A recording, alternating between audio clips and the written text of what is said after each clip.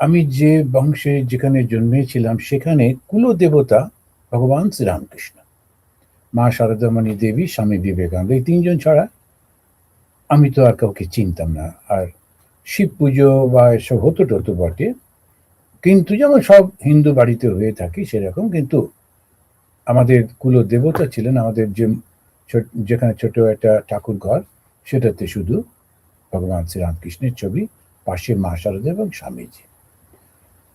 আর বোধ হয় বাড়ির যে কর্তা আমার বাবা যিনি ছিলেন, ওনার খুব ইচ্ছা, সেই কারণেতে রোজ সন্ধেবেলায় ওই খণ্ডনভব বন্দনাটা গাওয়া হতো। সবাই একদম ওই বই হাতে নিয়ে সবাই গাইতেন, আমরাও ছোটরা সবাই বসতাম। খণ্ডন গাইতেই হবে, এটা ছিল একদম নিয়ম। তো ছোটবেলা থেকে ওইভাবে বড় হয়েছি, কিন্তু কখনো ভাবিনি যে সাধু হব। বরং ছোটবেলায় যেমন হয় খেলাধুলো এইটাই ওইটা নানা রকম চলতো। একদম যখন ছোট ছিলাম, আমার মনে আছে আমার বেশ কিছুদিন ধরে, অন্তত 6 মাস 8 মাস ধরে আমার একটা আদর্শ হয়েছিল। সেটা তখনকার দিনে কলকাতাতে ওই দোতলা বাসগুলো চলতো, লাল লাল খুব বড় দোতলা বাসগুলো। আর তার যারা চালাতেন, যারা, তারা হচ্ছেন শিখ পাঞ্জাবি, মাথায় পাগড়ি আর মোটা মোটা গোঁফ, বেশ পাকানো গোঁফ, আর সুন্দর বিশাল চেহারা। তো ওই ব্যক্তিত্বটা আমাকে খুব ইমপ্রেস করতো এবং আমারও খুব ইচ্ছে হতো আমি বড় হয়ে দোতলা বাসের ড্রাইভার হব আর মোটা মোটা গোঁফ রাখবো।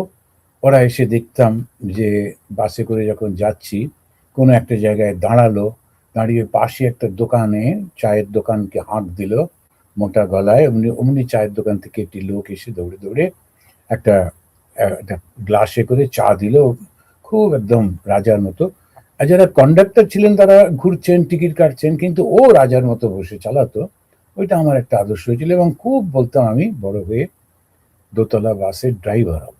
এটা বহুদিন চলেছিল, এমনকি বাড়ির দোতলা সিঁড়িটাকেই আমি কল্পনা করতাম দোতলা বাস, সিঁড়িতে বসে আর অন্যদেরকেও পেছনে সিঁড়িতে বসিয়ে আমি বাস চালাবার অভিনয়ও করতাম। ওই চালাচ্ছি, গিয়ার পাল্টাচ্ছি, এই সমস্ত করতাম করতাম। একবার আমার দিদি একটা গামছা দিয়ে মাথায় পাগড়ি বেঁধে দিল এবং ওই গোঁফ এঁকে দিল, সেটা আমি খুব খুশি হয়েছিলাম। আমি মুখটা ধুতেই চাইনি, ওই শুদ্ধ শুয়ে পড়েছিলাম। তো এইরকম সমস্ত ছেলে মানুষই যেগুলো, কিন্তু একটা আদর্শ হচ্ছে ওইরকম।